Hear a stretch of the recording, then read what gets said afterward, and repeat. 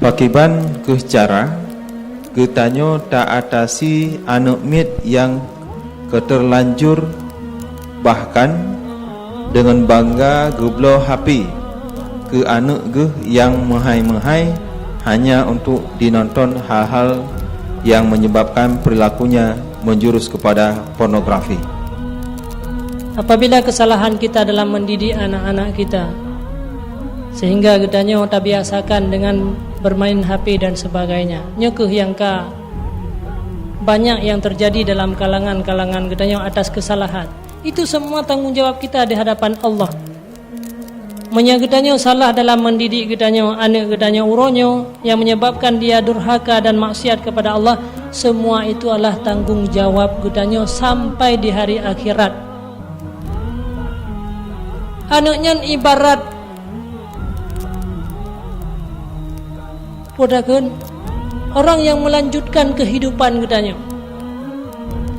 Tubuh gedanyo lagi luntuan sampaikan muno.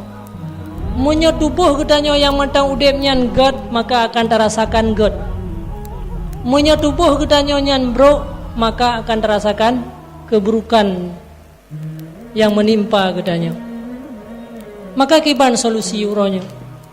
Makanya para ulama-ulama terdahulu sering dibiasakan anak pada tempat-tempat kebaikan. Para ulama-ulama salah menyampaikan bahawa bahkan di antara mereka yang membangunkan anak di tengah-tengah malam. Pada saat gonyan melakukan tahajud, maka gepugo anak-anak. Gepugo bukan untuk sembahyang, tapi untuk main-main. Supaya kenapa? Supaya mereka terbiasa dengan berbuat-buat ibadah kepada Allah. Supaya mereka terbiasa dengan bangun di tengah-tengah malam untuk melakukan ibadah kepada Allah. Jadi gepugo buat tengah-tengah malam. Kalau kita mendengar suara-suara televisi mereka melantunkan banyak selawat-selawat kepada Rasulullah.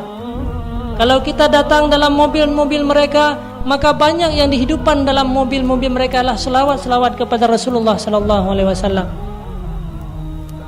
Itu semuanya tata cara katanya dalam memberikan pendidikan kepada anak. Maka solusi ji uronyo kibang bek ta biasakan anak kepada perbuatan-perbuatan yang melanggar agama. Biasakanlah anak kita dengan perbuatan-perbuatan yang baik supaya mereka terbiasa sehingga wateraya dengan melakukan kebaikan.